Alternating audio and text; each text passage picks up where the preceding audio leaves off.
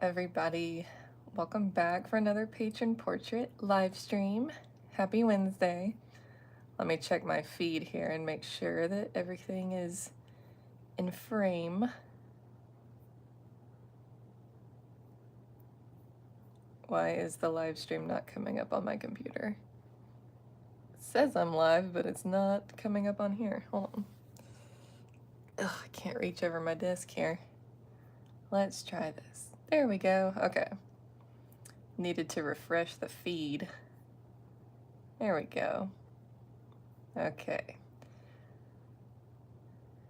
Just wanted to make sure that everything is in frame here. I might actually tilt this down just a hair more. Let's see how that looks. That's a little better. There we go. It's so hard with where this is set up to frame the draw. I try to frame the drawing as best as I can, but it's a little difficult because I can't like block my view of the drawing, so I can't get the camera straight on, but I try. All right, let me move this back over here so that I can see my reference photo. Today, we are going to be drawing the man, the myth, the legend, John Wayne, as Wil Andersen in the Cowboys, which has forever scarred me for life. No, I'm just kidding. Sort of kidding. That scene with him and Bruce Dern's character, so infuriating and just heartbreaking. It was hard to watch, I'm not gonna lie.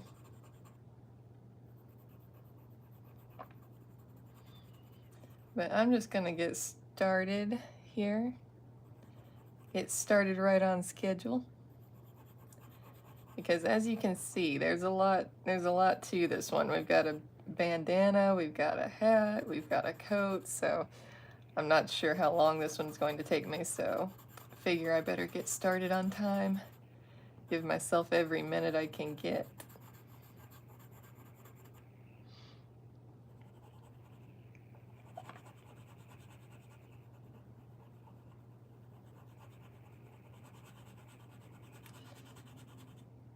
And I'm gonna try not to break my Conte pencil again this week.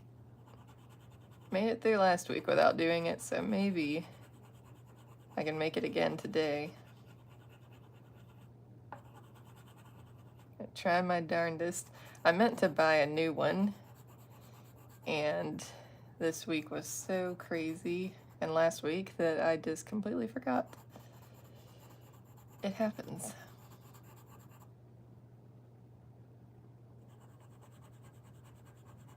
But yeah, it is definitely on its last leg. Once I can start barely propping it here, I'm like, okay, time to get a new one.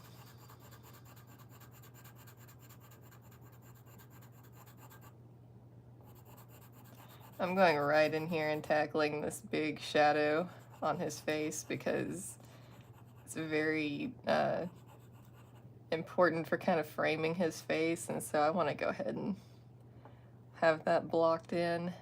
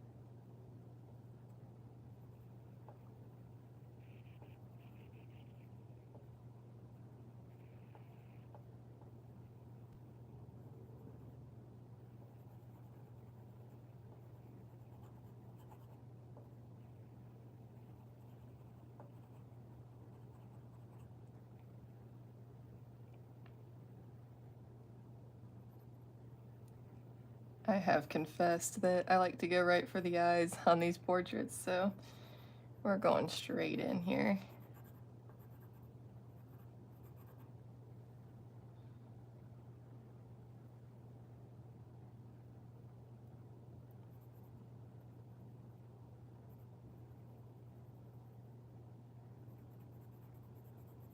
I heard, I believe it was from Celeste on Patreon, that apparently a lot of people say that John Wayne has difficult features to draw, so I was a little intimidated going into this one. I was like, oh no, I hope I don't have trouble with this one, so we will see.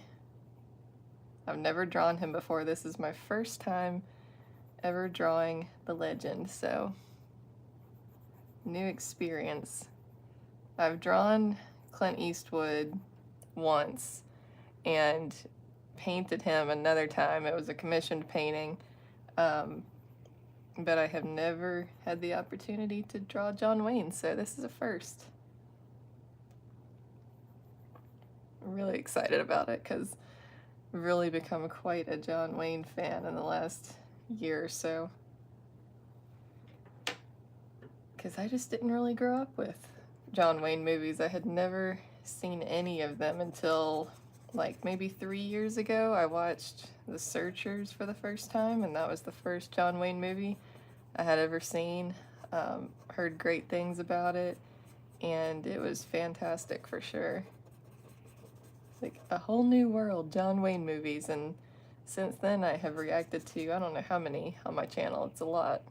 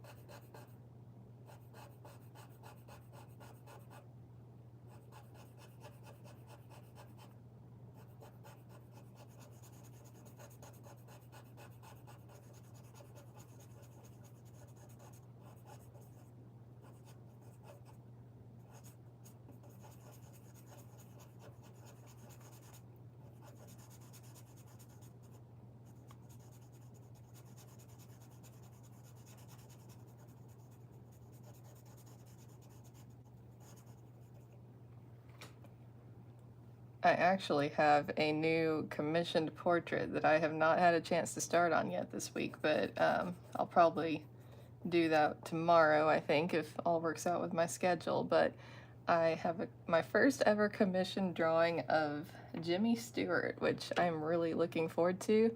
He's another one that I've become just such a huge fan of in the last year or so, and have never drawn or painted him, so I'm really looking forward to that. He's got great features, and I think it's going to be a good portrait.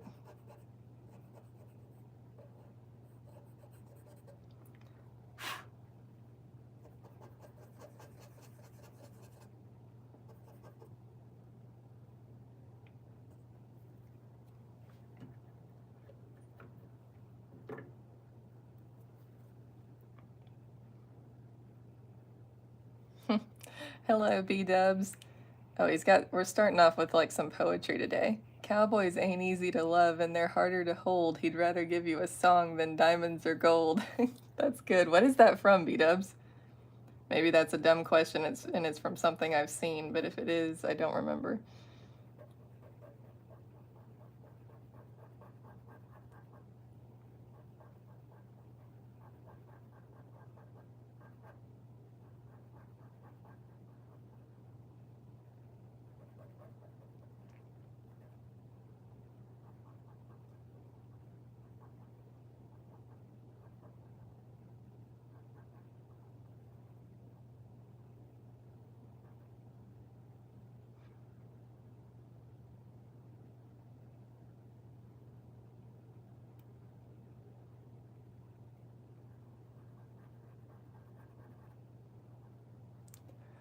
Lone Star belt buckles and old faded Levi's, and each night begins a new day. If you don't understand him and he don't die young, he'll probably just ride away.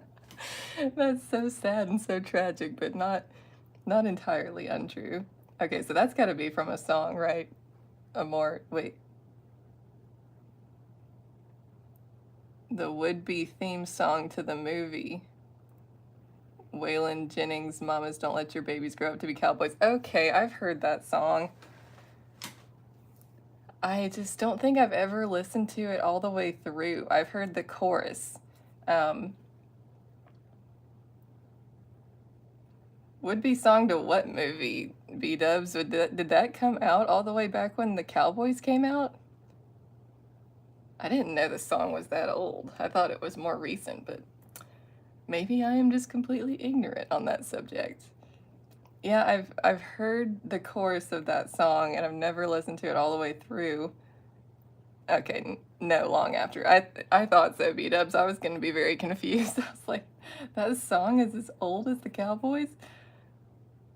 Yeah, I just have never listened to it all the way through because, honestly, I disagree with it. Mamas should raise their sons to be cowboys. I prefer Chancey Williams' song, The World Needs More Cowboys. Look it up if you haven't heard it. It's a good song, it's super catchy.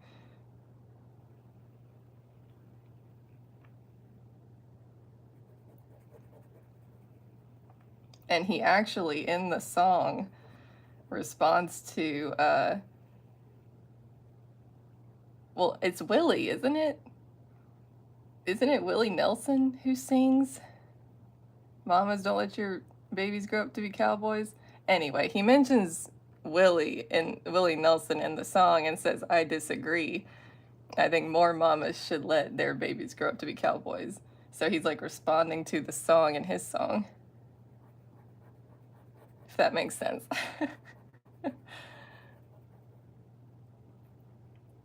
Waylon and Willie, they alternate verses and sing the chorus together. Okay, so we're both right.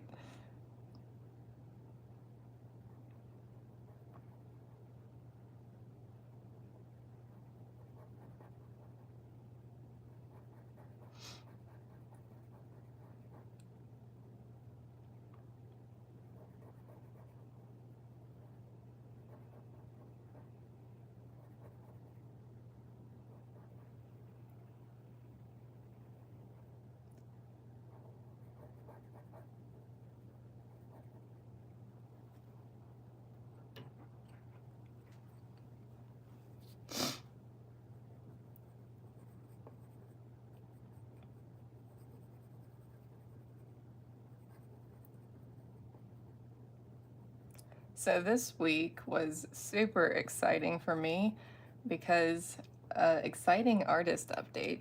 I officially joined the Cowgirl Artists of America, which, if you haven't heard of that organization, was founded back in 2021, and it's for women artists who focus on Western art, as you might imagine from the name, and super cool group of women, and Megan Wimberly actually founded it because she went to an art show, a Western art show, and it was like all male artists in the show and like next to no women, and she just started noticing after that that in Western art particularly there was a lack of female artists in the shows, not necessarily because they weren't trying to participate or women don't create Western art, but they just weren't being as included in that space and given those opportunities. And so she created Cowgirl Artists of America, and I only found out about them maybe several months ago, and I've just been really impressed with, one, the quality of artists in the organization and their quality of work and the shows they've put together and the opportunities they're offering for women who make Western art. And I was like, I want to be a part of this, because Western art is my niche that I focus on in my art, and yeah, I was just like, I want to be a part of this. So anyway, I filled out my application this week, and I've been going through my orientation since then, because you can just sign up and be a basic member, but you have to complete your orientation to become an artisan member.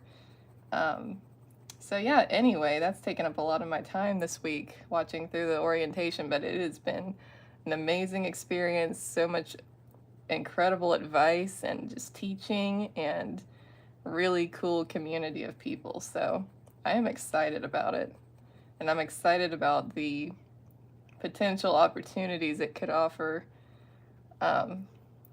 next year and beyond.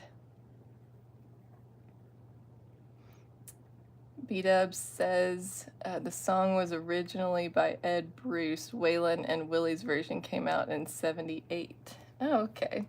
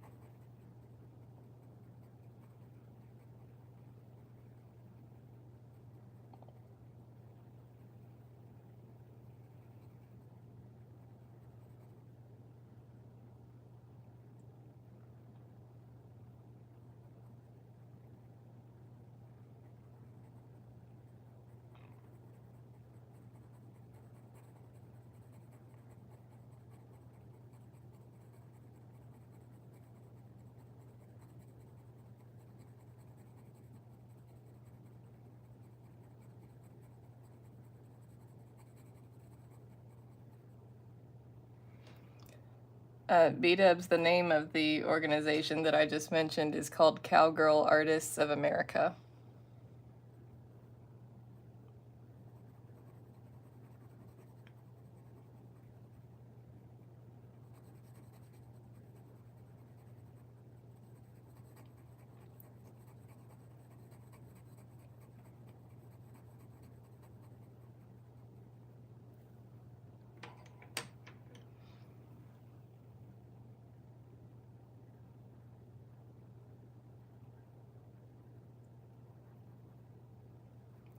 I really appreciate what they're doing so much, because the hardest thing as an artist is getting your work out there and getting it seen. And that's their mission, is to help more women who are making Western art get their work seen and get into shows and so on and so forth, and educating those artists about how to promote their work, how to talk about their work, how to make better work. You know, it's really just a great community for, I mean, just getting educational resources, and then also having those opportunities to be a part of really cool shows, and yeah, lots of just cool opportunities there, and having that supportive community to talk all things art with.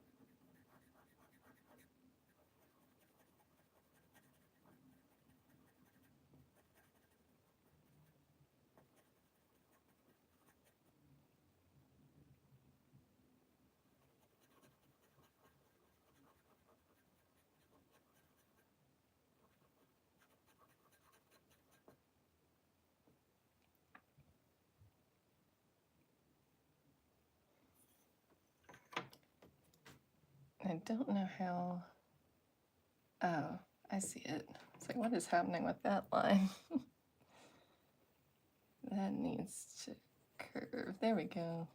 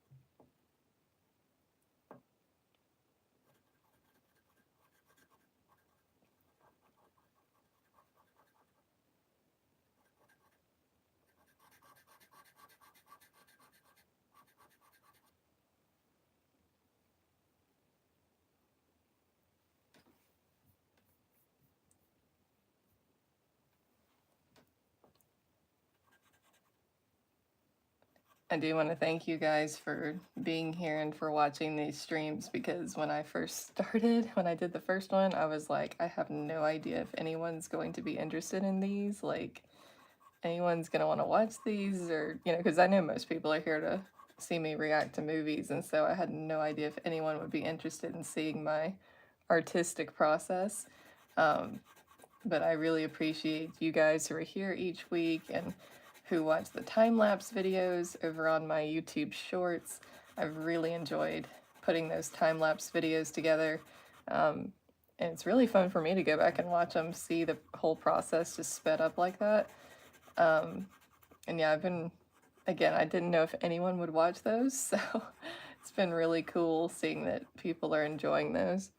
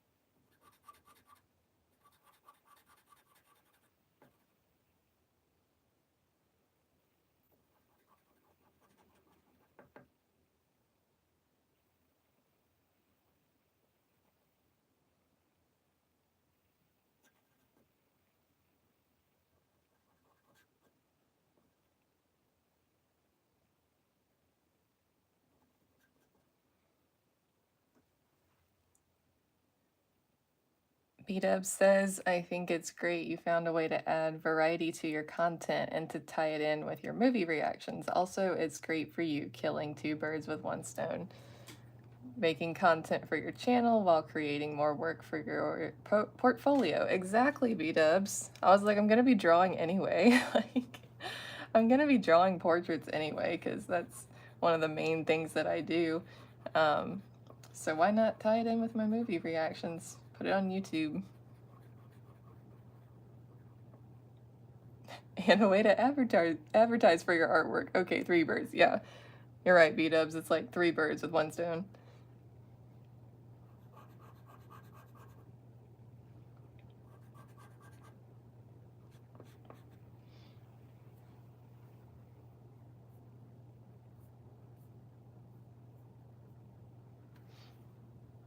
And I get to talk to you guys while I'm doing it, so time flies by even faster.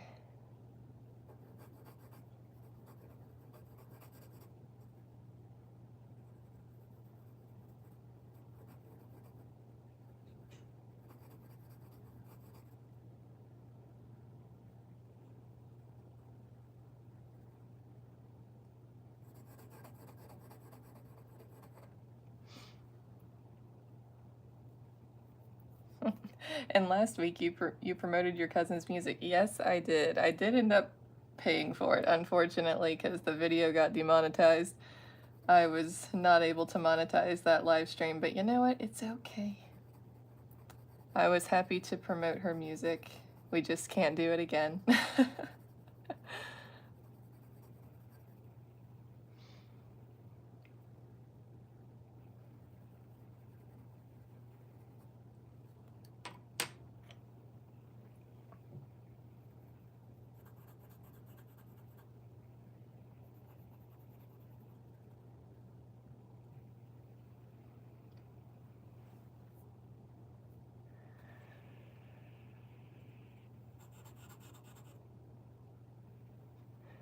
Unbelievable, it was barely audible, right, B-dubs?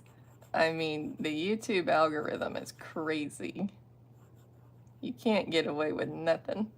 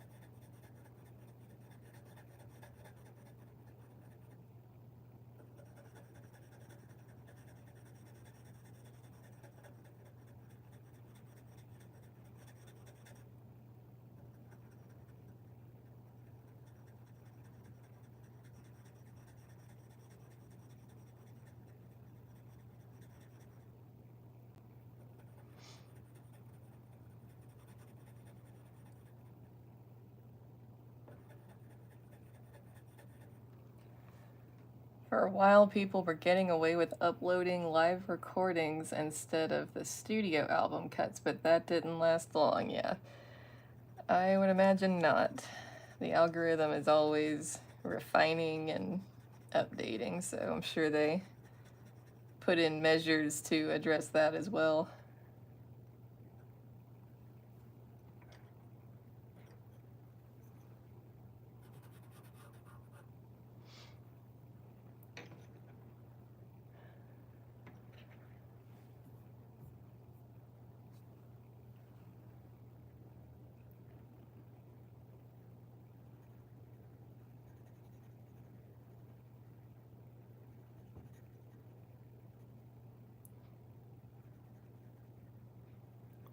By the way, just to give you guys a schedule update for upcoming Film Fridays on my channel, you guys will be the first to know. I am taking next week off due to a very hectic schedule. So a bullet will be going up this Friday on my channel, and then next week there will not be a reaction, but there will be the Friday after that. It's going to be, I'm not going to spoil the surprise, but it's going to be Mad's movie pick of the month, and I've been on quite the action kick lately, action movies, and that's all I will say, is it is another action-packed movie, and I think it'll be a fun reaction.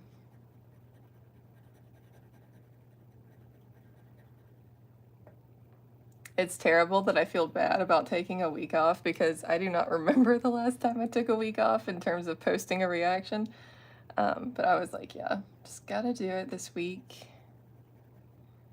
Hopefully everybody won't be too mad at me.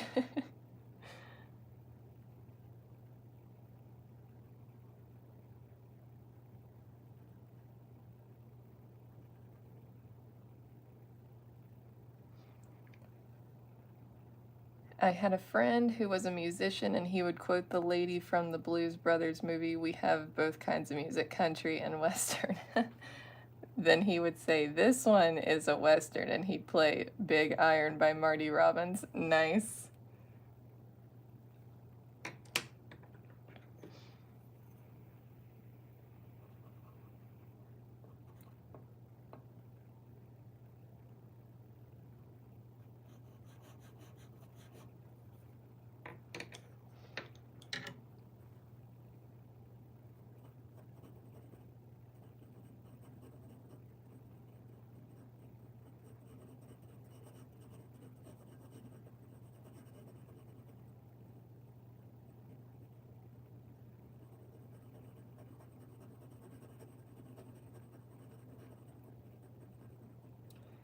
There is a little bit of a distinction, B-dubs, and it's also, like, these days you also have to make a distinction between, like, when you say country, what kind of country do you mean? Do you mean, like, old school country, real country, or do you mean, like, pop country? Because those are two very different things. And I can enjoy both at times, but I definitely prefer the more, as I call it, authentic country, what has always been understood as country, instead of like the more pop music that's kind of infiltrated country.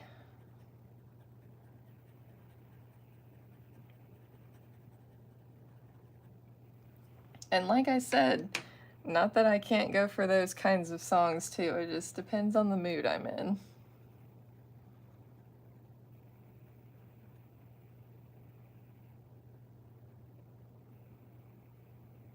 And I would never want just pop country to be all there was to choose from. That would be a tragedy. Because then what I call real country, authentic country would die, and I hope that never happens.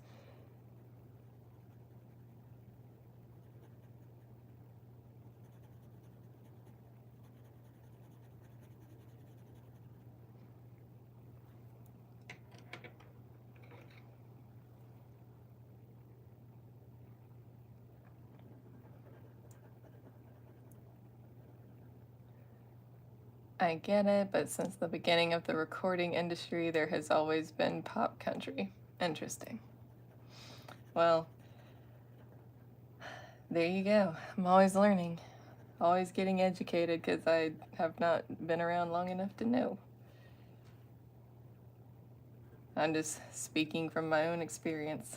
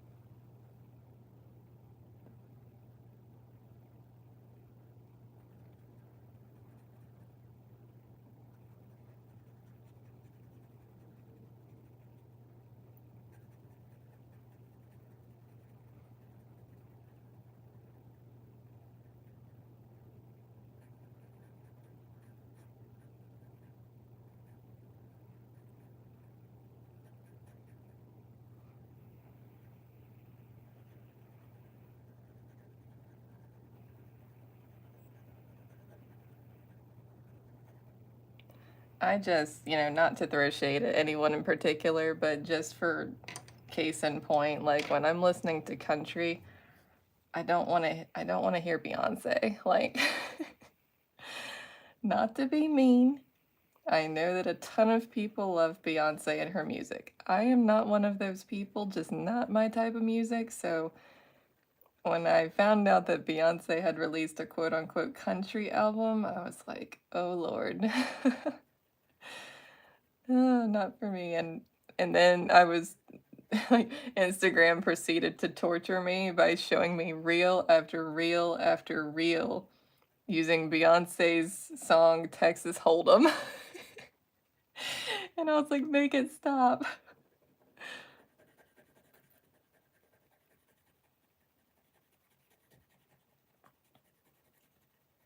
And again, I'm sorry if I have offended anyone, but it's just, my opinion's entirely my own. Everyone's allowed to have their own opinions and their own taste in music, and that is okay.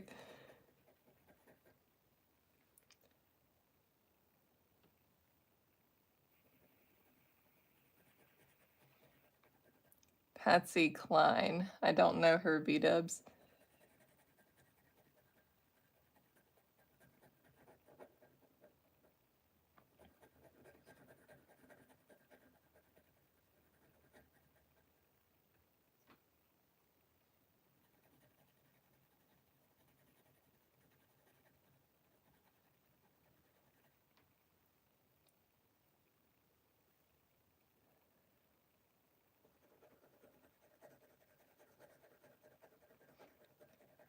Man, drawing something like this after drawing Julie Andrews last week is like these portraits could not be more different. I mean, even the whole process of working on them, like, you have to be so delicate when you're drawing someone like Julie Andrews. Not a lot of harsh lines or anything, just keeping it smooth. And then we have like grizzled John Wayne here, and a lot of really dramatic shadows.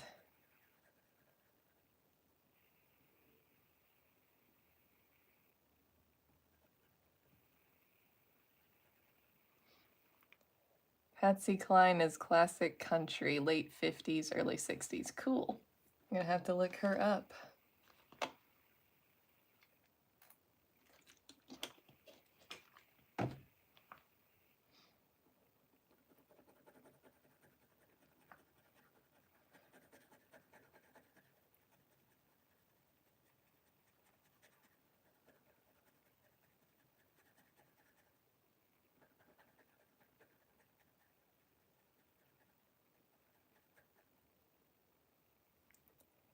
I probably will, B-dubs. I'll probably hear those songs and be like, oh yeah, I just never knew who sang them.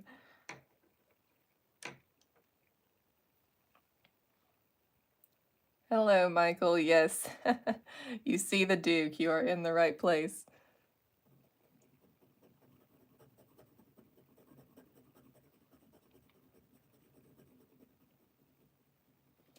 Yeah, I know, B-dubs. Don't worry. I'm not going to listen to those songs right now, or yeah, I will go to YouTube jail. This live stream will no longer be monetized. And a girl's got to make a living.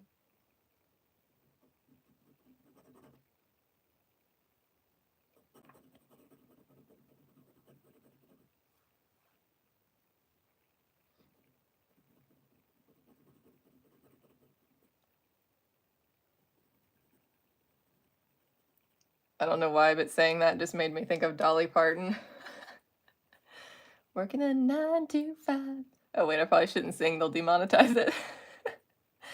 Probably not. Probably not. I don't sound anything like Dolly Parton, so maybe I'm safe.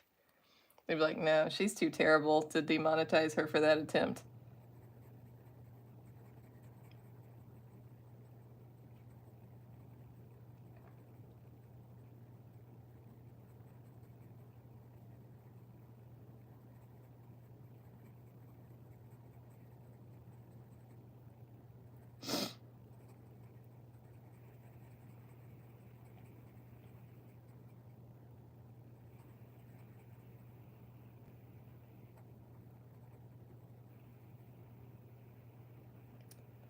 Yeah, you're right, B-dubs. Dolly Parton kind of, I mean, she touched on a lot of different genres. Like, I mean, wasn't she just inducted into like the Rock and Roll Hall of Fame or something in the last year? And I was like, I never thought of Dolly Parton as rock and roll, but okay. Like, I think even she said she didn't feel like she belonged in there, but they were like, no, we're putting you in there. And she was like, okay.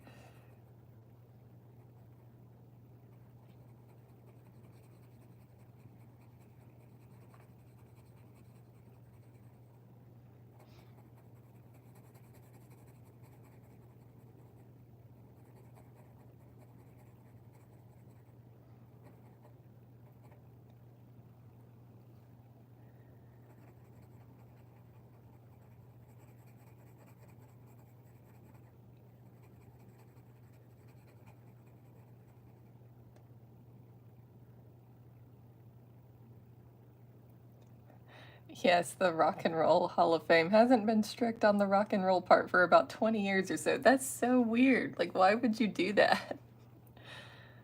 Isn't that kind of the point? Like, I don't understand.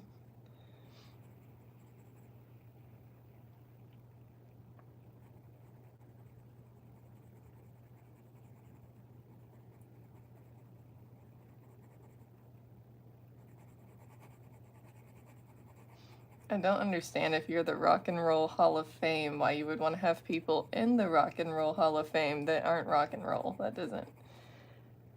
No comprendo. Don't understand that.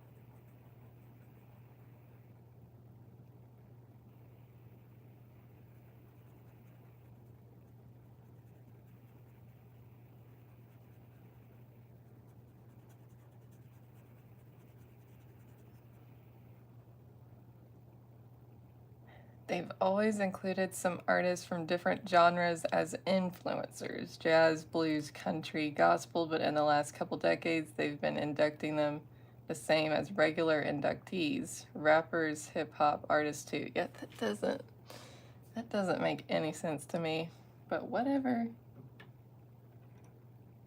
They didn't ask me.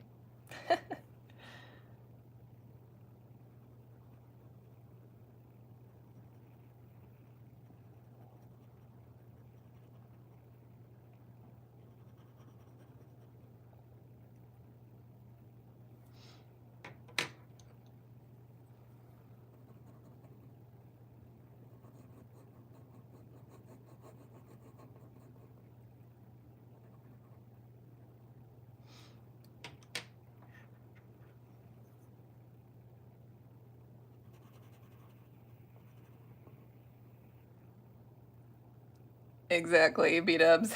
Yeah. They just need to change the sign on the front to Music Hall of Fame. All genres. Nothing specific.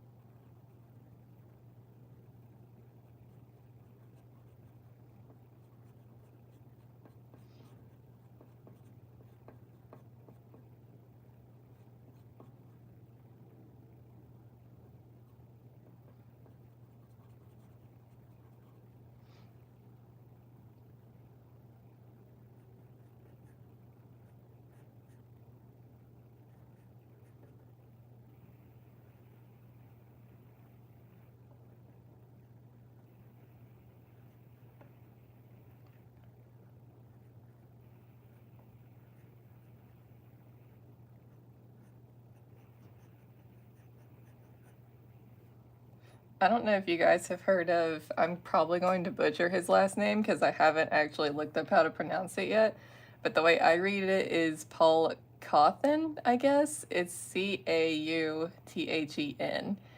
And I just found out about his music in the last year, and he's almost got kind of an Elvis Presley sound to him with the way he sings, and I really like his music.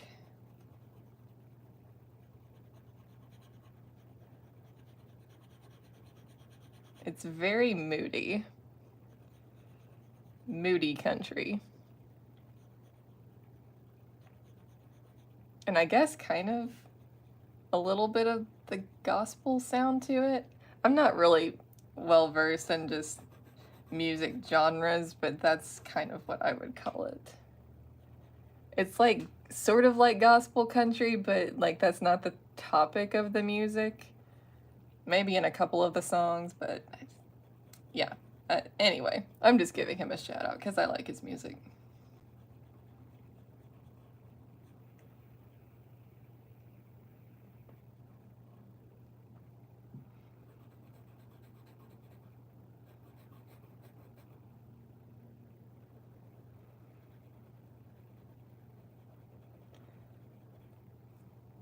I've broadened my mind as well. ABBA was inducted in 2012, and I thought, I don't really have a problem with that. I love ABBA.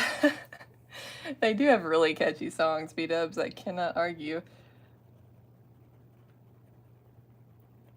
I mean, like, I have a pretty open mind when it comes to country music, too. Like, you guys heard of Shabuzi? He's, like, kind of just come on the scene recently with a big hit, a couple of big hits, and I had never heard of him. Um, and he doesn't rap, but he's obviously got more of the hip-hop sound to his songs. And I wanted to hate it, but I couldn't. Because it was another one of those songs that went just viral and everybody was using it in their reels and everything, and so I heard it all the time and I was like, oh my gosh. And I wanted to hate it, but I couldn't. It was too catchy. Too catchy. The one I'm referring to is Bar Song. So catchy. And now I have become aware of The Last of My Kind, which is probably my favorite of his songs that I've heard so far, and that one's really cool. And that one actually has Paul Cawthon as like a collaborator on it, and I was like, oh my gosh, my weakness, so definitely couldn't hate it then.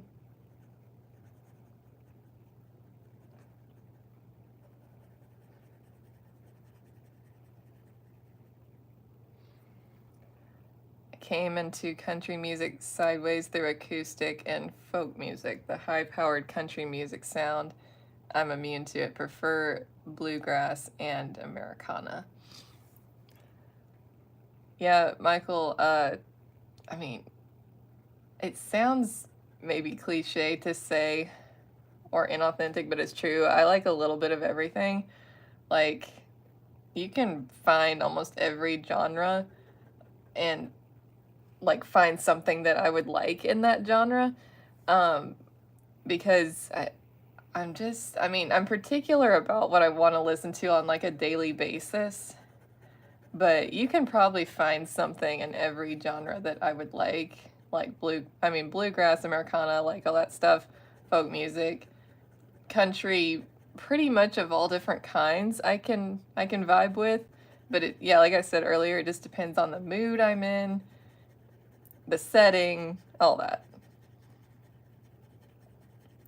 jazz. See what I did there? Oh my gosh, jazz music. There is nothing more relaxing than jazz music. Oh my gosh. Have you guys ever found one of those like jazz piano mixes on YouTube? Oh my gosh, if you just ever need to like chill, those are the go-to. They just set a vibe, you know, like especially in the fall, there's something about that fall coffee shop vibe. Oh man.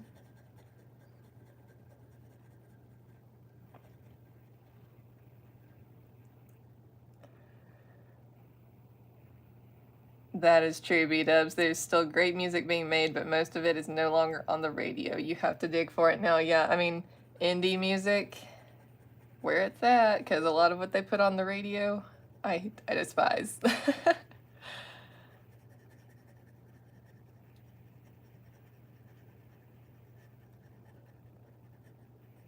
um, yeah, I mostly listen to music like on YouTube or sometimes iTunes or Spotify, but I like making playlists on YouTube, and then I never have to hear anything I don't want to hear.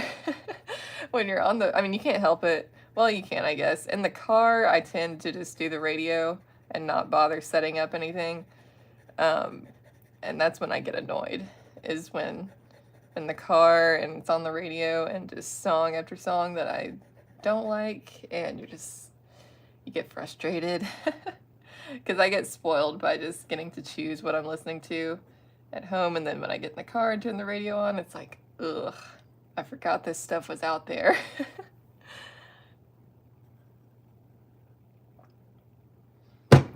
Ooh, that was my elbow.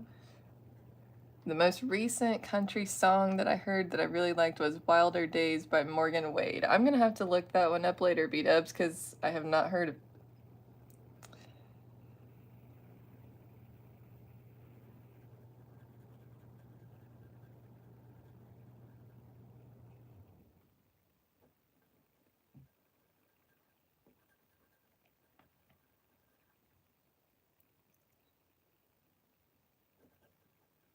It's kind of crazy when I think about it. Like, there's not much time in the day where I'm not listening to music.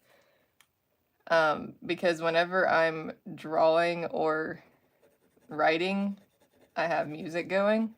So I have to find a lot of music too, because stuff gets old when you listen to it over and over, and then you got to find something else.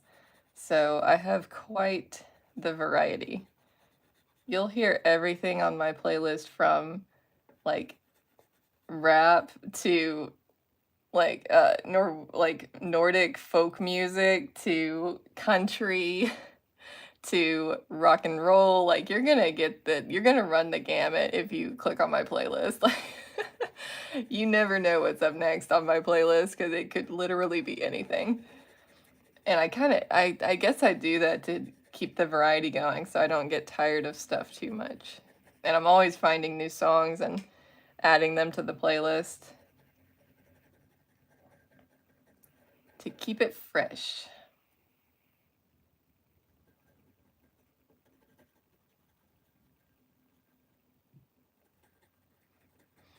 And you're also going to run the gamut in terms of time too, like everything from like this just came out yesterday to all the way back to like the 50s sometimes. I mean, I like new music, older music. I can find stuff I like in every decade.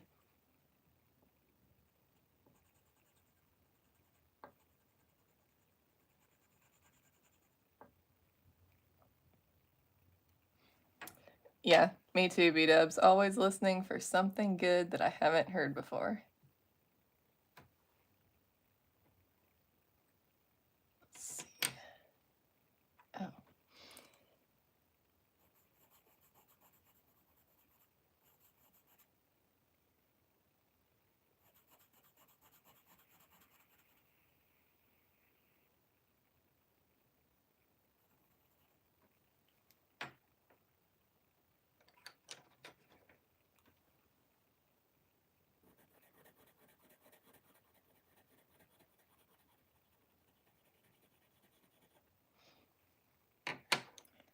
I feel like this is coming along okay so far, guys.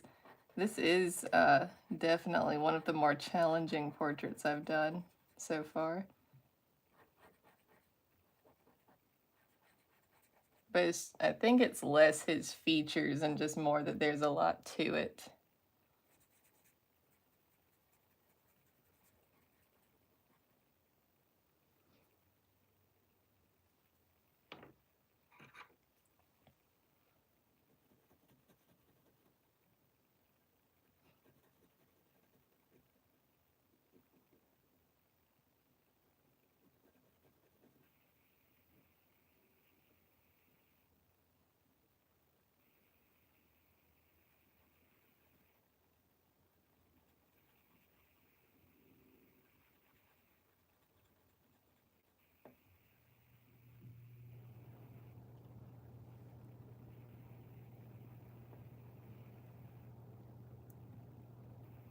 Yeah, very contrasty. Bright brights and dark darks. Must have been a sunny day. Yeah. This is from the scene where he's standing like up on the cliff, kind of, and I think this is the scene where he first meets Bruce Dern's character when they're like moving the cattle, and then Bruce Dern is his like two companions show up, and they have that kind of testy encounter, and then Bruce Dern and his buds ride off, and you're like, yeah, they're gonna show up again later.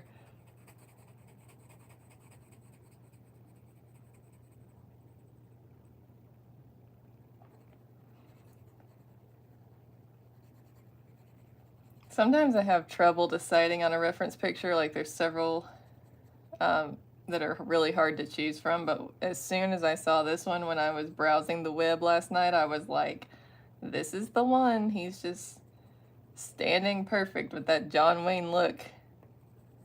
Lighting was good, quality was good. No brainer.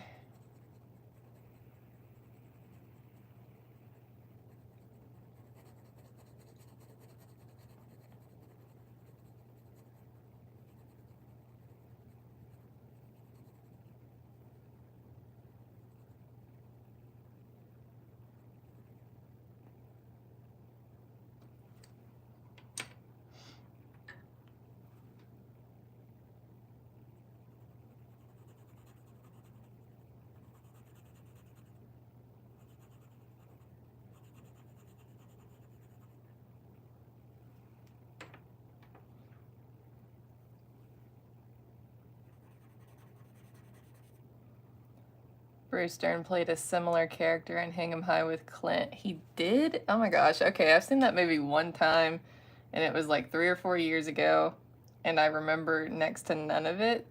So I had seen him before. So I had seen Bruce Dern before, like as a bad guy in a Western, and didn't know it. Oh my gosh. I've learned something new today.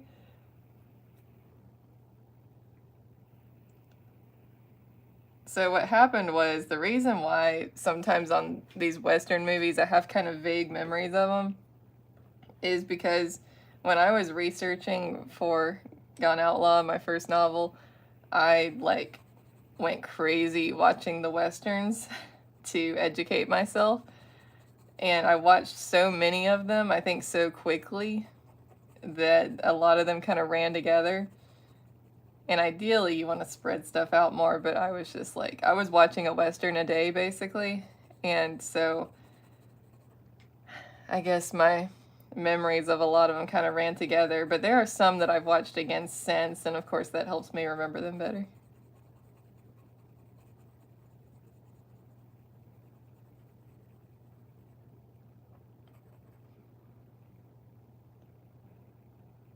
Back in the late 60s, Graham Parsons was a huge influence introducing traditional country sound to the rock and roll world.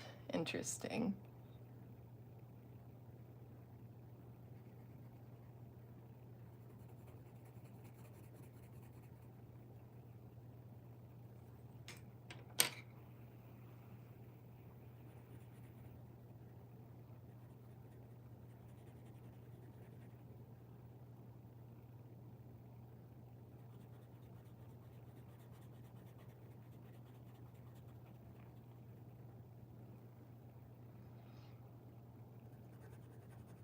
If you ever decide to watch the Firefly series, you'll love the theme song. It's a straight up acoustic Western. Yeah, I would say then I will probably love it.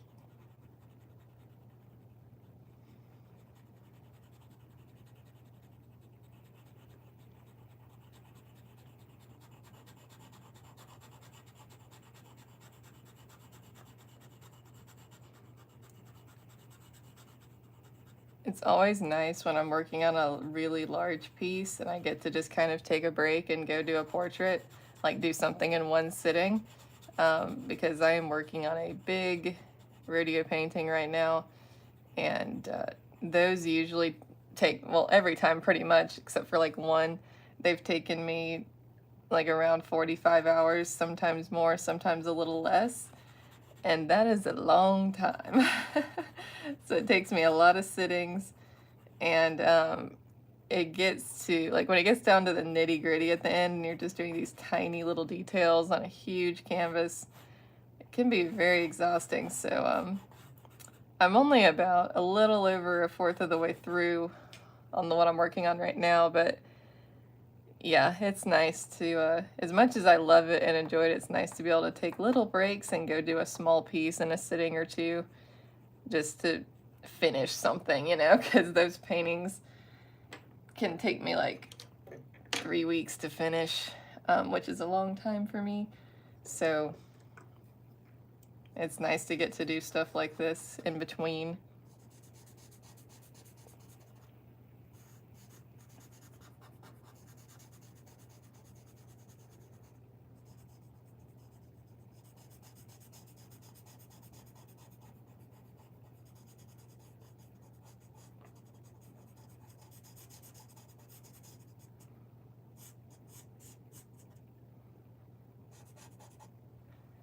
Be sure to, anyone watching this now or in the future who doesn't know, I am on Instagram, so if you want to see more of my art, I post it all over there.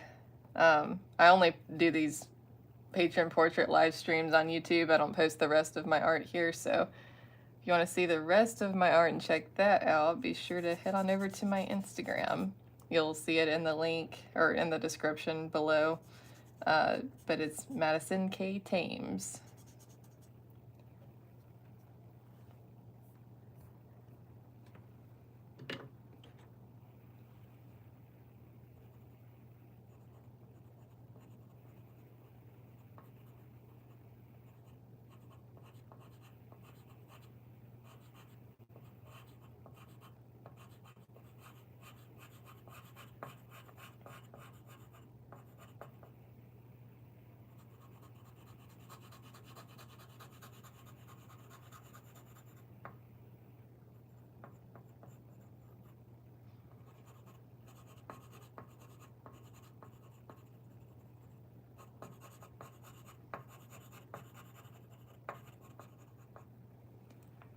I wish Wayne had played more of this type of role in his later years, the working family rancher, as opposed to the larger-than-life roles he mostly did in the 70s. I feel like I can't have an opinion on that yet, Michael, because I've only seen this one, and have I seen any more of his in the 70s? I don't think I have.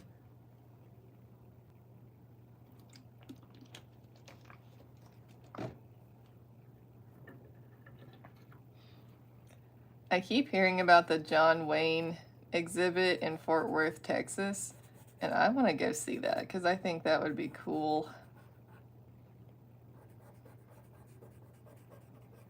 It's in the Fort Worth stockyards, which I haven't been there anyway, so I would like to go and hang out at the stockyards for a day or two.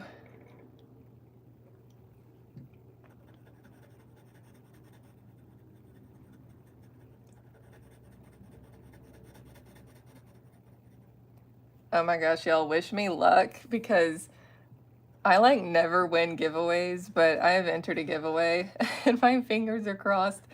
Durango Boots is doing a giveaway to win tickets to the NFR this year, which is the National Finals Rodeo in Las Vegas. That's like their Super Bowl, like the Super Bowl of rodeo.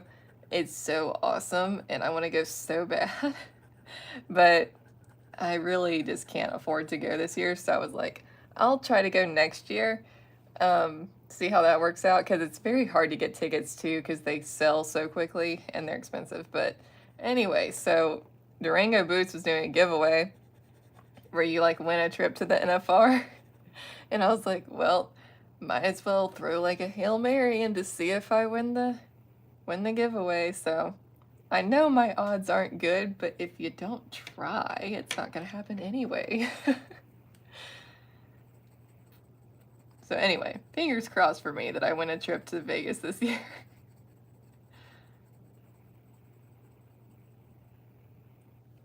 If I do, I promise I'll film a vlog for you guys.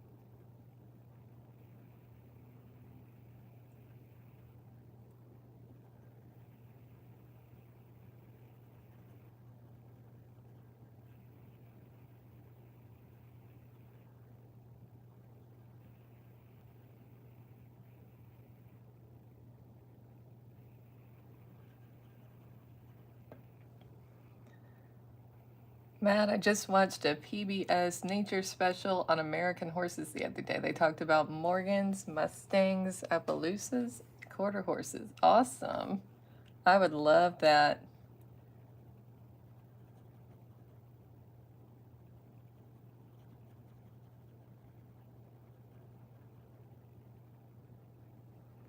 I've ridden all of those kinds of horses except for Mustangs. I've never been on a Mustang. I would like to someday, though. I've heard nothing but good things about them. Like, they just make, like, if they're trained well, they make amazing partners.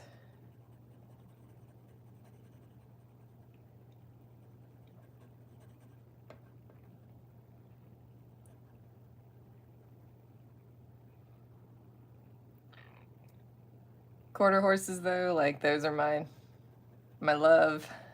I've ridden quarter horses the most, and they are just amazing. I think they fit me the best, like, fit my style of riding the best.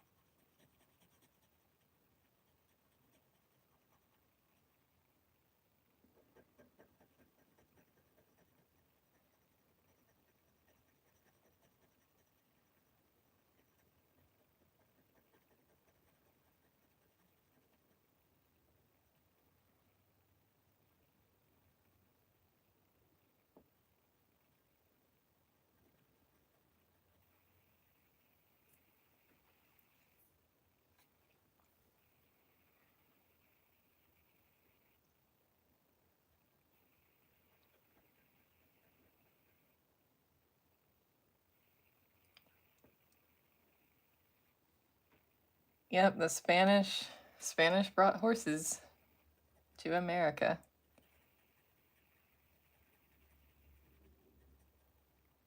Quarter horse is the most versatile, strong, fast, sturdy, smart, and most trainable. I don't think there's a horse more versatile than a Mustang, honestly, because their genes are obviously very good because they are the ones who have survived. Like, the weak ones die off. So, Mustangs are extremely versatile and can be trained to do just about anything. But yeah, quarter horses are the fastest, as long as you're running a quarter mile. Once you start running for a long time, eventually they're going to fade on you.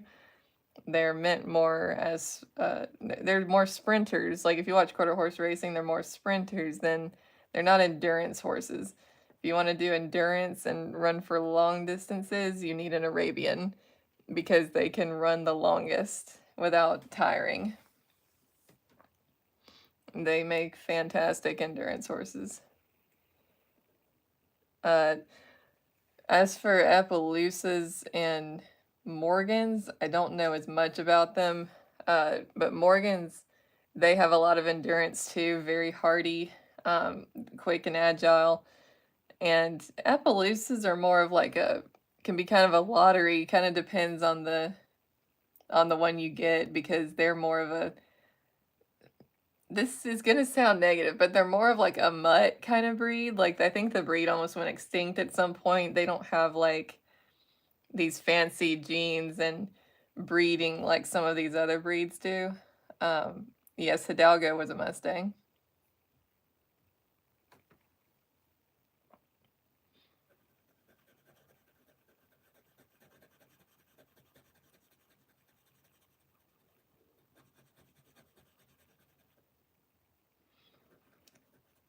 Yeah, Mustangs can also be really good endurance horses.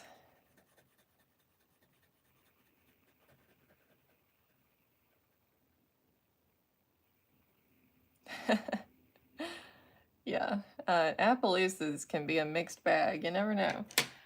Actually, I mean, I don't have much experience with Appaloosas. I think I've been on maybe 2 of them, but the most recent one was when I was horse shopping, and I got on this Appaloosa that was a 4-year-old. Don't ask me what I was thinking. And his owner, who had like trained him, explained his trot like, I can't remember exactly what she said. I think she said like a Tennessee Walker on crack or something. Whatever she said was 100% accurate. For one, she did not ride him with a bridle. She only rode him with like a hackamore, which is a bridle with no bit. And I have never ridden in a hackamore. I've always used a bridle. And I was like, okay. I felt very uncertain getting on a horse with no bit in the mouth, because you just cannot control them as well when they have a hackamore on. And I was like, okay, I'll give it a shot. I mean, luckily I was in an arena, so I wasn't like in a wide open space or anything, but yeah. What her description was accurate is all I will say. I sort of felt like once we started trotting, I was like riding a runaway train that was like barely in my control, but like on the verge of just absolute chaos. And I was like, this is not the one. No, I think I'm gonna pass on this one. But thanks though. I mean, he was gorgeous. He was a gorgeous black Appaloosa. But I was like, he is, like, his age is showing. He needs a lot more training before I would even consider him.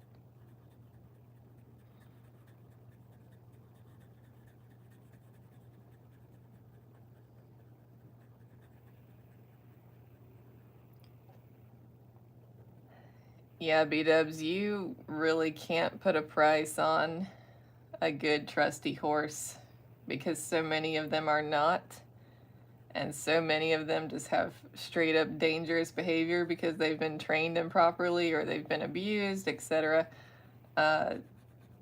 You can't put a price on a good one. I've had a good one for about 17 years now, and like, no price would be sufficient for him. I got the deal of the century on that horse, and I will never, probably never get a deal equal to that ever again. Horse prices now are through the roof, just like everything else.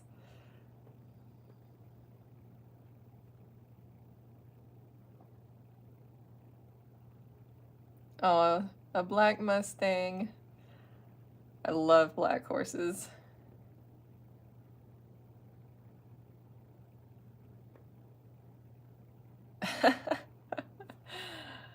Oh, that's funny. Yeah, I love black horses. Black Mustang would be a dream horse for me if it was a nice, well-behaved one.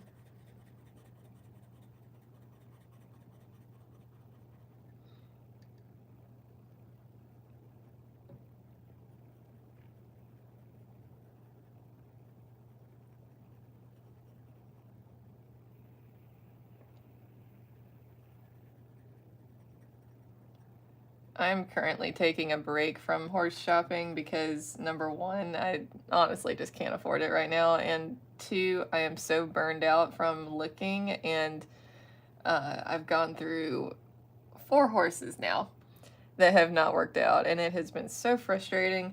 And the weird plot twist that came along was Champion, my horse that I've had for 17 years. He's like rebounded. I mean, the whole reason I was horse shopping for a new horse was because Champion, he's 29 years old now. Like, he is old. That's like the equivalent in human years to like an 88-year-old man. So he had a lot going on, and he had had an injury, not while riding. He had it in the pasture because another horse lunged at him and kind of attacked him. He had an injury that he was dealing with for a long time, and we thought he was like never going to recover to the point where he could be ridden again on trail rides. But actually, like, he's had really just a miraculous recovery in the last several months or so. And then when I switched his feed to this new feed I found, he has like shaved 5 years off his age. And so anyway, after I had to sell this latest horse that did not work out, I've just been riding Champion. And I was like, I cannot believe this is happening. I can't believe I'm riding Champion again, because I thought I had retired him permanently. And God said no. Like, this horse has more to give before you retire him. I was like, all right. So that is where we are. I am riding Champion until he doesn't enjoy it, can't do it anymore. I mean, he's been the best horse. I mean, what a godsend, really. Sometimes I'm like, Champion, are you really a horse, or like, are you a guardian angel?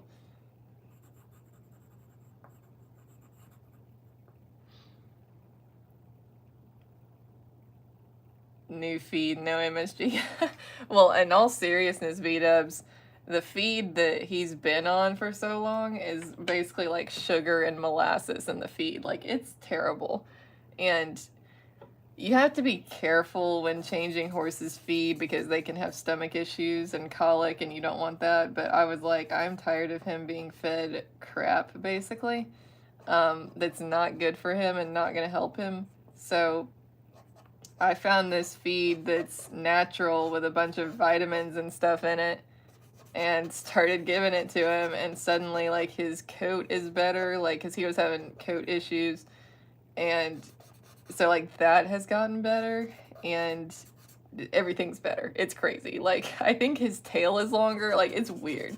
I was like, okay, this was a good decision, because I was very apprehensive about it because of his age, and he has had some colicking issues in the past, but he's doing really well. I'm so happy about it.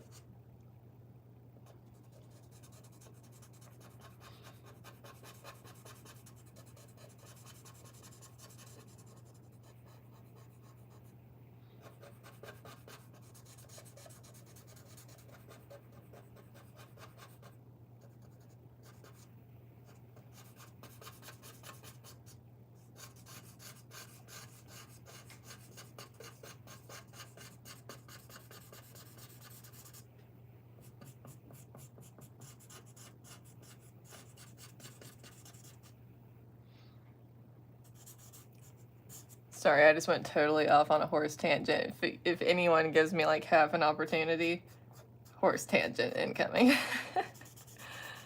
Can talk horses all day, every day.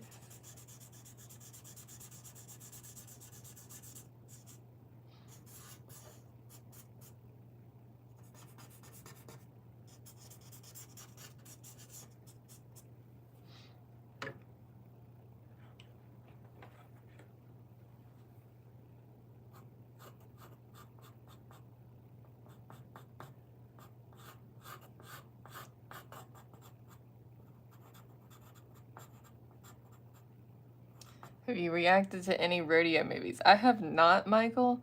And to be honest, I haven't even seen any. I actually Google searched it recently because I was like, I would like to do a rodeo movie reaction, and there really aren't a lot of them. There's just a few.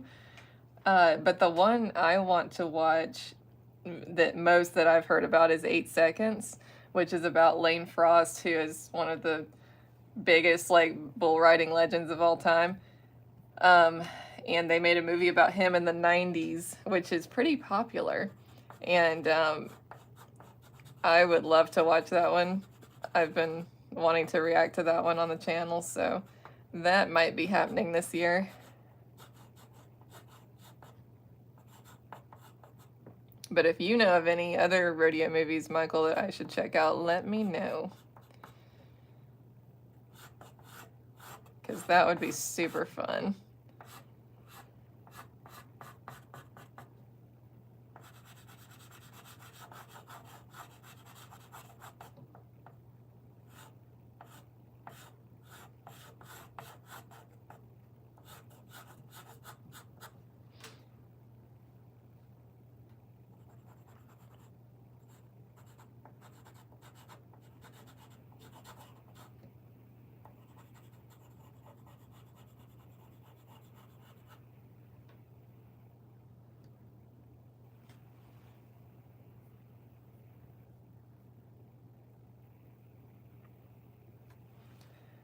Urban Cowboy would be a popular choice. I think it's a mechanical bull, B-dubs. That doesn't count. Have you guys ever been on a mechanical bull? I have one time. And not to brag, but I was good at it. It was actually when I was a kid at the fall festival at school. They had a mechanical bull there, and I was like, let me at it. And I stayed on for a long time. They had to really make that thing pretty violent to throw me off because I was already riding horses at the time. And so I already had that kind of balance and motion down. Part of me, like the crazy part of me, wishes I could get on a bull at some point. I don't mean like a bull in a rodeo, like that level of bull. I just mean like a chill bull in a practice pen, just to say I got on one. But I'm also like, something could happen with a perfectly harmless bull. Like if I fall off wrong, like I could break an arm or something, and that would be really terrible because I need my hands, I need my arms to do everything that I do. So that would be a setback. But there's just a little part of me that is like, man, I would love to get on a bull. I think it would be fun until I fell off. Unless, you know, the bull is chill enough to where, like, I could stay on and then just have a harmless dismount. Like, then it would work. That would be quite the YouTube vlog, wouldn't it? Madison rides a bull. Or maybe Madison attempts to ride a bull.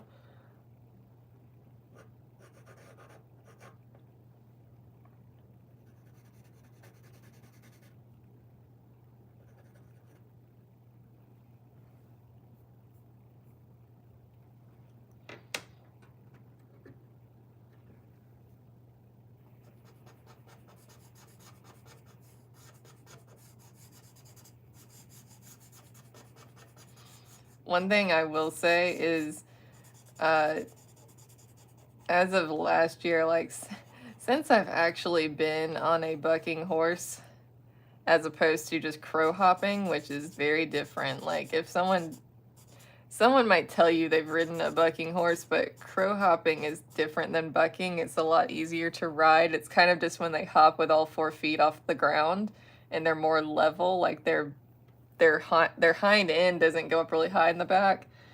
Like I've ridden a crow hop many times and it's not very hard. But for the first time last year in September, funny, we're coming up on the year anniversary, having been on a horse that went into full bronc mode last year, well, that was when I broke my toe, that is a whole nother level. And so if you ever watch a rodeo and you're tempted to think, man, that saddle bronc riding looks really easy, I bet I could do that, just take that thought and throw it in the trash. Because I'm really glad in a way that happened to me last year, because I did not fully appreciate bronc riding until that happened. And when you're on a horse that's bucking like that and you feel the raw horsepower of it, that's when you realize, like, whoa. And I was just, I mean, I was on a pretty big horse, like maybe 15-1, probably not quite 15-2, maybe more like 15-1, which is pretty big for a horse. Really thick, strong horse, and he was only 4 years old. But I mean, you can't, it's something you just can't describe.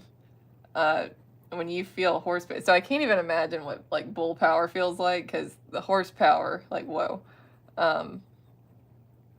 Those bronc riders are unbelievable that they can ride that, because those horses are, a lot of them can, I mean, they're bigger. They are way bigger than a normal horse. Because they're bred to buck, they're bred to do that. So some, like the biggest ones can be like 1,900 pounds, or at the very least like 1,700 pounds, and they're like well over 17 hands. They're huge, and I just can't even imagine because trying to survive that kind of bucking on a normal horse is bad enough.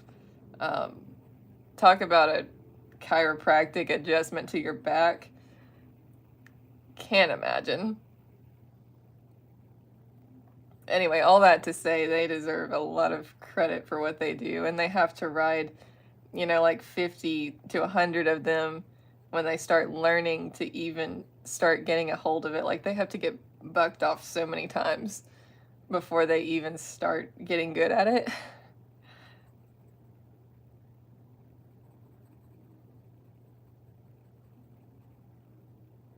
I had never been on like a bucking horse before, and I think I did pretty good for a first timer. I made it like 3 jumps, I think, before I came off. Yeah, not fun.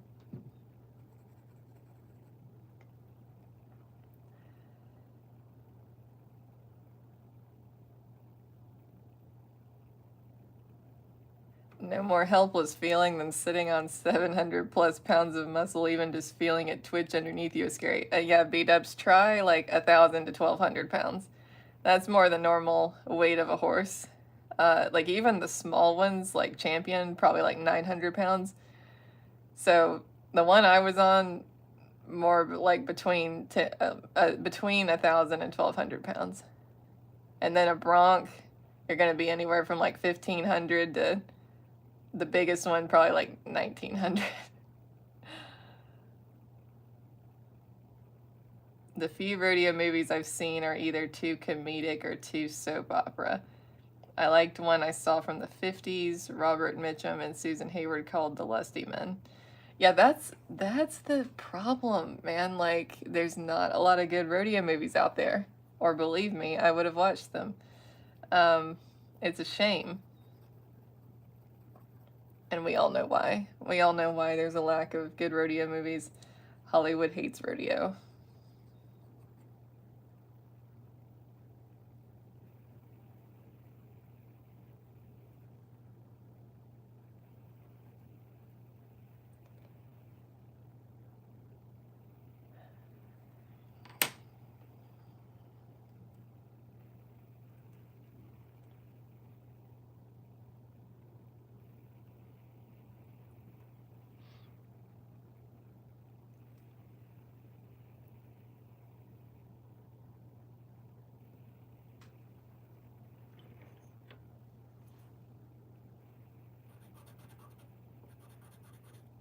I mean, gee, you can't even get Hollywood to make a good Western anymore. You get like maybe one every few years. Like, I'm not saying no one's making any Westerns, but there just aren't just these sweeping, iconic Westerns coming out anymore.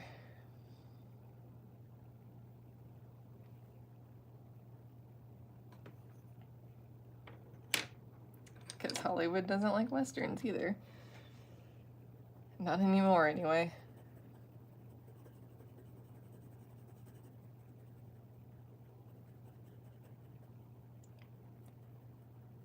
Did either of you guys see Horizon, Kevin Costner's new movie? I haven't seen it. I didn't go see it because I was thinking about maybe reacting to it at some point if I heard good things about it. Have you guys seen it? I know only part 1 has come out so far. Scott Glenn plays a former rodeo rider in My Heroes Have Always Been Cowboys. Interesting. I like Scott Glenn. Oh, a rom-com. That could be fun.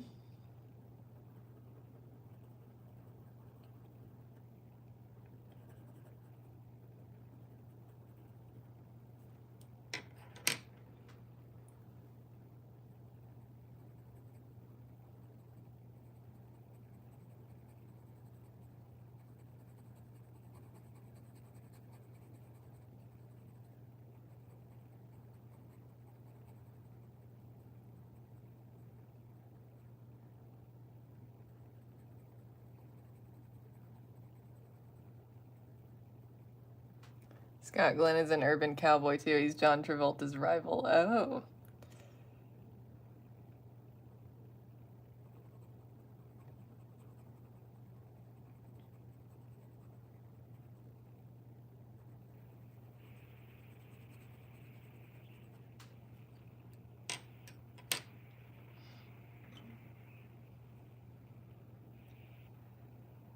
I haven't seen Horizon, but I hear it's bombing at the box office. That's a shame. I haven't kept up with the box office on it. I wonder why it's bombing. Because, you know, Kevin Costner has a lot of star power, and there's his, you know, recent resurgence in fame with Yellowstone over the last several years. So you would think, like, would the Yellowstone fans not go see that? Do people just not want to go to the theater anymore? Like, is it the movie? Is it the genre? Or is it that people just don't want to go to the theater?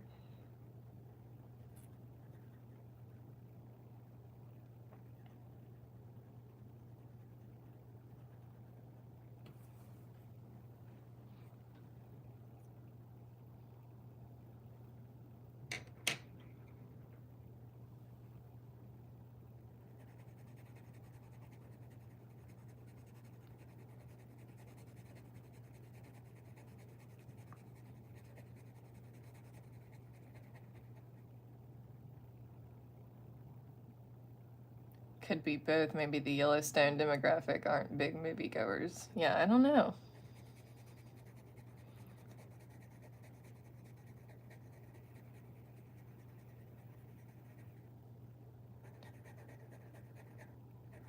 Anyway, if I hear some good things about it, I was thinking about reacting to it at some point.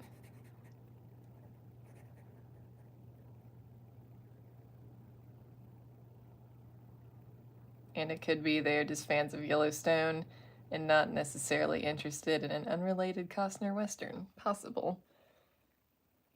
See, I think it's sad because I love Westerns and I love Westerns being on the big screen, and I don't want theaters to go away because I love the theater experience, even though I myself don't go much anymore. It has to be something really, like, important for me to go out of my way to go see it, but I don't want it to go away ever, that experience, because I've had such amazing experiences at the movie theater.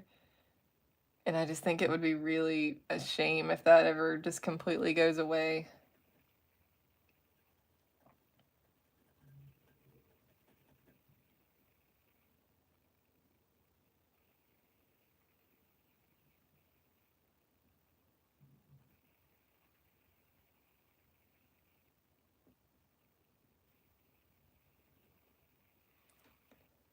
maybe a little of resentment too because he left Yellowstone to film Horizon.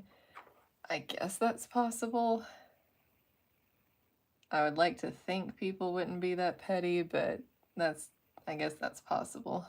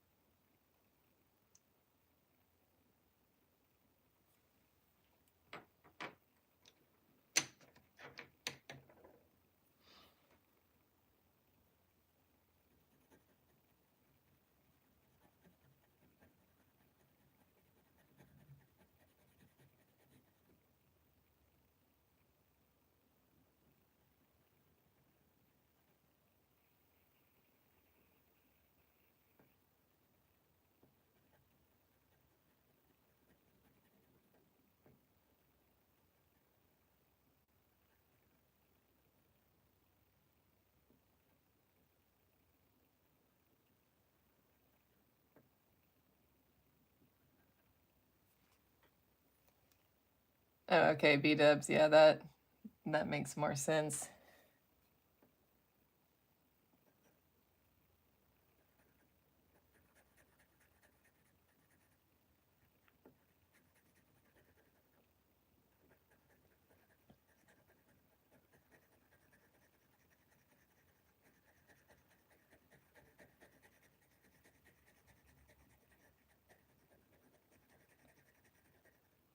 I really hate that too because I feel like Kevin Costner loves the Western genre so much, and he poured so much of his own money into making Horizon that's a shame if he doesn't really make a profit on it.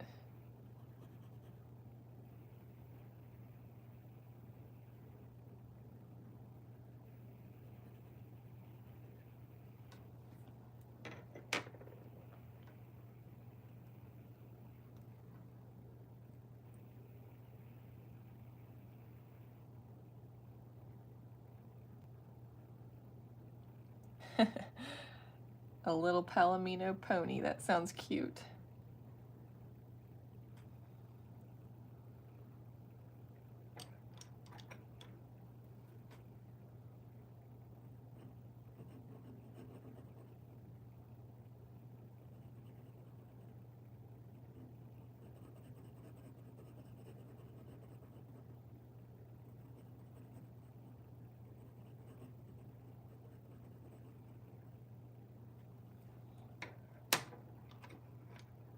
His name was Taffy, aw.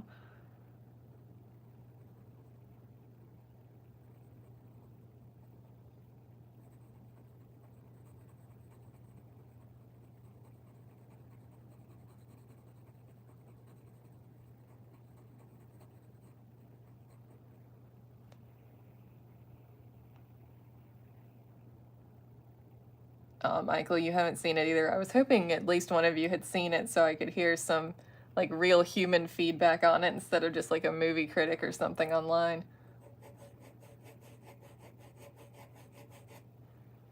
You heard it was sort of mixed and Costner's ambition for a series of Western films might be in jeopardy. That stinks. See, like, one of my big dreams is to have my Western series one day adapted into either a series of movies or like a streaming series. I also think would work really well. Like, if each book was a season, basically, like, it's a streaming series, a TV show, and each book is a season. And then each season is like, I don't know, 5 or 6 episodes or so, and each one's like an hour, hour and a half. I don't know. I think it would work really well in that format. And who knows, maybe that's the way to go because it seems most people prefer streaming these days.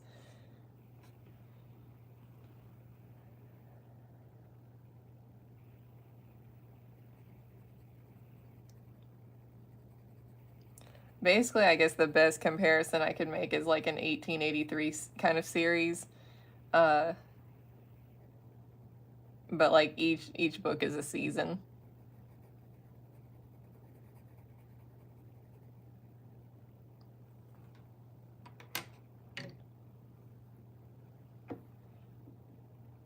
What about the children's book Madison Rides a Bull? That would be funny, B-dubs.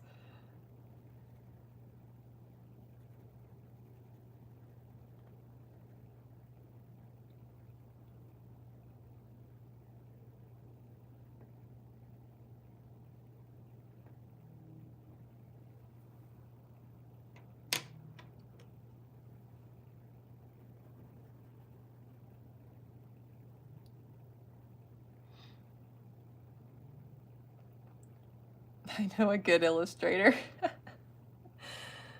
Might be too violent for a children's book because I might come flying off and break my arm. Or maybe it's like a cautionary tale for children. Fully, ponder this before you decide to get on a bull. Are you sure you want to get on a bull?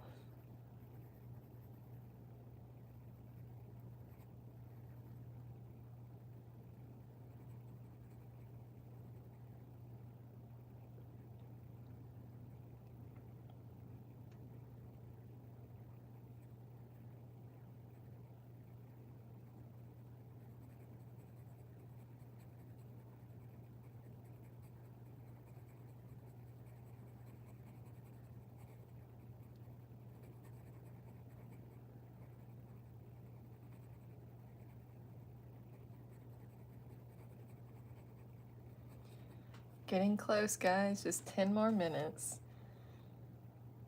Can't believe it. This flew by.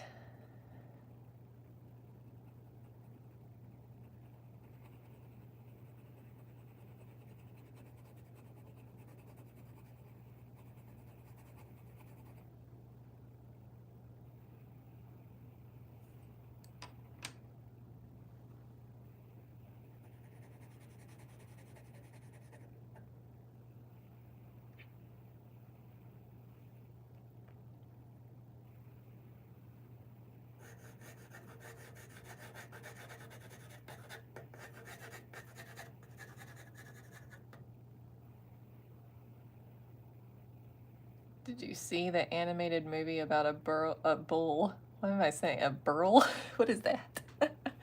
A bull Ferdinand. No, I have not.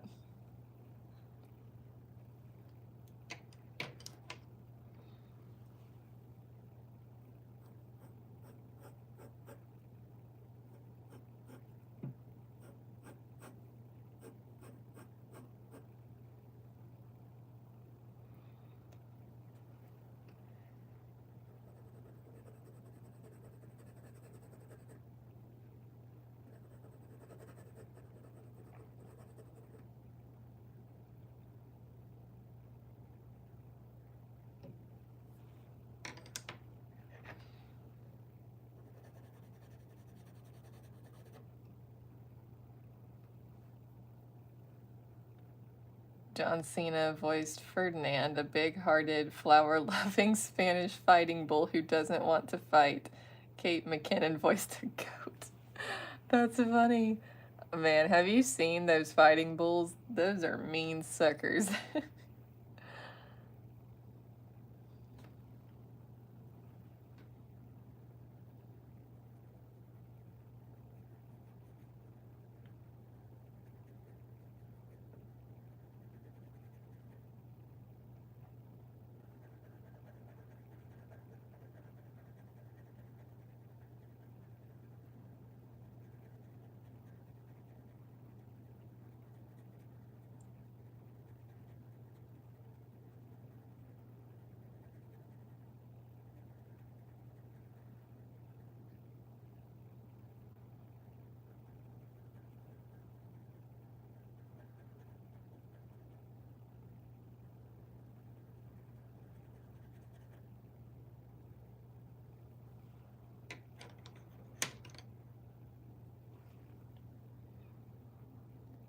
I hope this looks like John Wayne, guys. I feel like it does. But this one was definitely a challenge.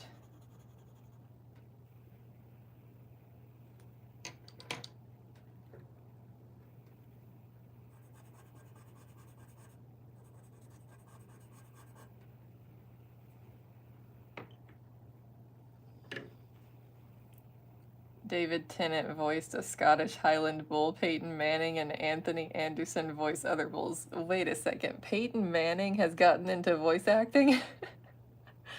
This is news to me.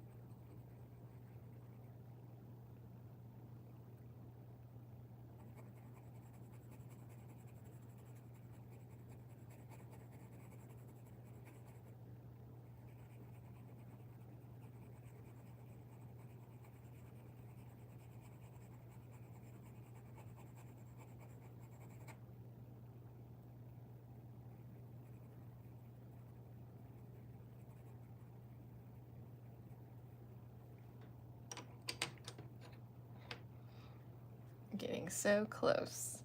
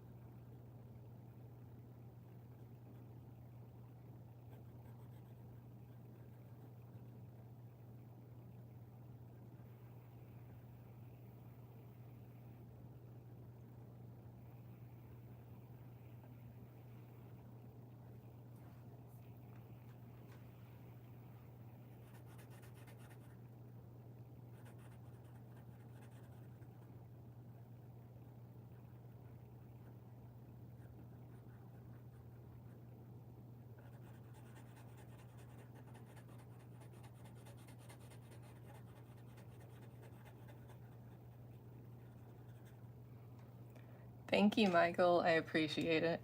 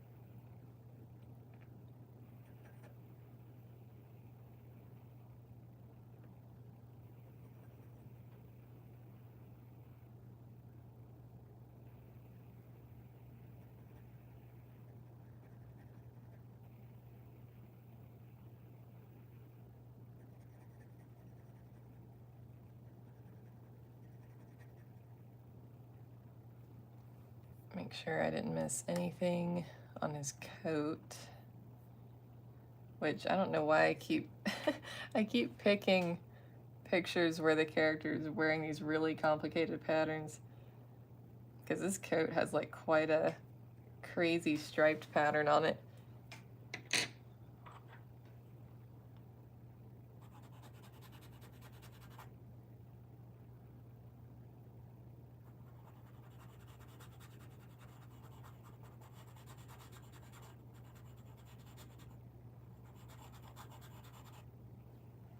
Now B-Dubs has distracted me with thinking about watching a movie with John Cena playing a Spanish fighting bull. Might have to do that. Might have to do a reaction to that at some point.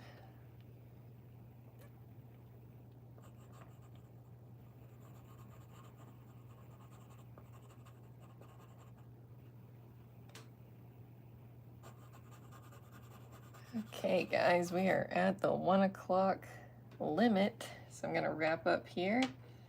And as always, we must sign it. You know what? I might be able to sign this one without moving the tape yet. Let's try this.